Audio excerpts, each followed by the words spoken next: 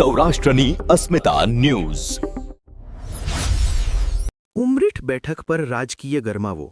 કોંગ્રેસના ઉમેદવાર ભૃગુરાજસિંહ ચૌહાણે ભવ્ય રેલી સાથે ઉમેદવારી ફોર્મ ભર્યું. આગામી વિધાનસભા ચૂંટણીને લઈને ઉમરેઠ બેઠક પર રાજકીય માહોલ જામ્યો છે.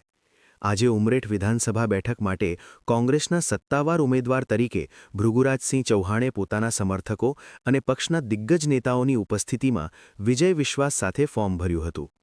ફોર્મ ભરતા પહેલા ઉમરેઠ ખાતે એક વિજય વિશ્વાસ સંમેલન યોજવામાં આવ્યું હતું. આ સંમેલનમાં કોંગ્રેસના કાર્યકરોમાં ભારે ઉત્સાહ જોવા મળ્યો હતો. સંમેલન બાદ એક વિશાળ રેલી કાઢવામાં આવી હતી, જેમાં પ્રદેશ પ્રમુખ અમિત ચાવડા અને મોટી સંખ્યામાં કોંગ્રેસના કાર્યકરો અને સ્થાનિક નાગરિકો જોડાયા હતા. કોંગ્રેસ લાવો પરિવર્તન લાવોના નારા સાથે આખી રેલી મામલતદાર કચેરીએ પહોંચી હતી. આ પ્રસંગે કોંગ્રેસના અનેક દિગ્ગજ નેતાઓ ખાસ ઉપસ્થિત રહ્યા હતા. નેતાઓએ જનમેદનીને સંબોધતા વિશ્વાસ વ્યક્ત કર્યો હતો કે ઉમરેઠની જનતા આ વખતે પરિવર્તન ઈચ્છી રહી છે અને ભૃગુરાજસિંહ ચૌહાણનો વિજય નિશ્ચિત છે.